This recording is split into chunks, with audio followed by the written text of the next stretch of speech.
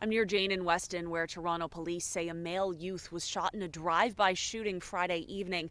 It's one of 4 shootings across the city over the past week, and it has advocates highlighting the need to address the root causes of gun violence, particularly with young people. Need to look at the fact of sustainable income, poverty, and also trauma that these young people have been dealing with. Even if we have them locked up, sooner or later they have to come back out into our community.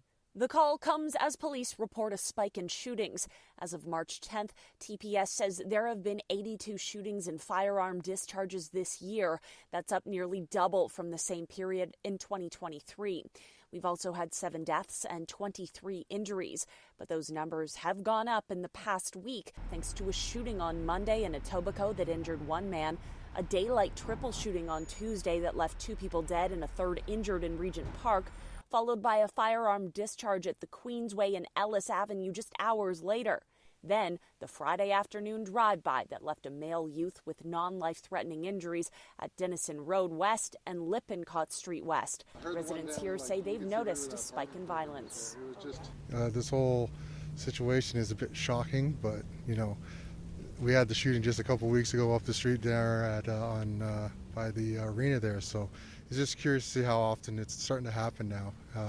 Bit much more than it used to be. We asked the city how it's addressing gun violence, and a spokesperson pointed to the city's 10-year community safety and well-being plan dubbed SAFE-TO, saying in a statement in part, one of the actions of the SAFE-TO implementation plan is the establishment of a Toronto office to prevent violence through engagement with partners and the community to enhance the coordination of gun violence prevention and intervention efforts. But Richard Miller, founder of nonprofit Keep Six, says the city doesn't fully grasp what's going on in the community or what grassroots organizations like his are doing. We need to, number one, having the resources that is able to keep these organizations that's doing the work sustainable.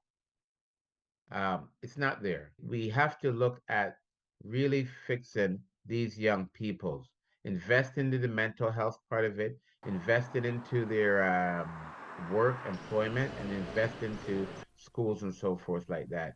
Be able to allow these individuals to grow, but overcome whatever trauma that they've occurred. Unfortunately, our government is looking at other solutions or investing money, like in, I think it was $1 billion in policing and so forth.